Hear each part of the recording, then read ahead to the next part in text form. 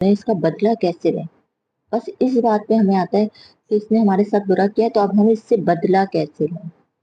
और सबसे बड़ी बात मैं आपको बताऊं कि हमारे जहन में जब कोई गलतफहमियां दो लोगों के दरमियान आ जाती है ना, तो हम कहते हैं इसकी तो वजाहत ही नहीं करेंगे।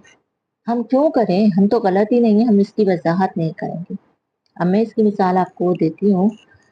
जैसे अब मियाँ बीवी में गलतफहमी आ जाती है तो बीवी में भी और मियाँ में भी, जो शौहर होते हैं उनमें भी अकड़ आ जाती है कि मैं क्यों अपनी वजाहत करूं, मैं तो सही हूँ। बीवी कहती है मैं क्यों वजाहत करूं, मैं तो सही हूँ।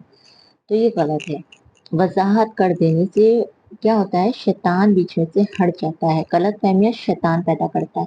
आप सल्लल्लाहु अलैहि वसल्लम जब एहतिकाफ में बैठे हुए थे तो वो अपनी ज़ौजा को छोड़ने जा रहे थे। तो क्या हुआ था कि बीच में कुछ लोग खड़े हुए थे, तो आप सल्लल्लाहु अलैहि वसल्लम ने क्या फरमाया उन लोगों को, फरमाया उनको वजाहत करी कि मैं अपनी ज़ौजा, ये मेरी ज़ौजा है, मैं उनको छोड़ने जाऊँ। तो उन पे साहबियात ने क्या कहा, आप सल्लल्लाहु आप ये क्या कह रहे हैं, आप तो अल्लाह के रसूल हैं, आप पे कौन इस तरह से हो। आपने कहा शैतान को आते देर नहीं लगती। आपने वजाहत करी इस बात की। और आज के दौर में हमें, हमारे जहन में शैतान ने ये फतूर डाल दिया है कि वजाहत किसी भी बात का नहीं करना। और फिर क्या होता है, गलत फहमियों पे गलत फहमियां, और गलत फहमियों से फिर वो इतना गुबार भर जाता है कि वो गुबार जो होता है ना वो सिर्फ फटता है। वो फिर किसी बात को सुनने को तैयार नहीं होता। फिर क्या होता है, किसी बात को समझने के लिए तैयार नहीं, चाहे वो लड़की हो या लड़का हो।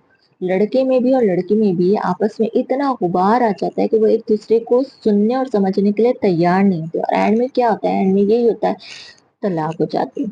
और ज्यादातर जो आदमी होते हैं ना, उनका क्या मसले मसाइल होते हैं कि वो अपना सारा प्रेशर ना औरत के ऊपर, यानी मारना पीटना गालियां देना, बच्चों को ना समझना। ज्यादातर जो है ना लड़कियां इसी वजह से तलाक की तरफ उनका रुझान भी जाता है, और वो तलाक इसी वजह से लेती हैं कि वो जो शौहर होते हैं ना वो अपने बच्चों को फुल टाइम नहीं देते। शौहर जो होते हैं ना वो क्या करते हैं, वो ज्यादातर प्रेशर, मारते पीटते। मैं सारे शौहरों की बात नहीं कर रही हूँ, कुछ शौहरों की बात कर रही हूँ जो अपनी बीवी को मारते पीटते हैं, जो अपने बच्चों को टाइम नहीं देते हैं, और ये सोचते हैं कि हमारी बख्शिश हो जाएगी। और ये सोचते हैं कि हम जो है ना, हम कर रहे हैं ना, आगे बुढ़ापे में सही हो जाएंगे। और ये नहीं पता होता कि बख्शिश नहीं होनी, जुल्म का हिसाब होना है। जो तुमने गलत किया है वो उसका हिसाब होना है।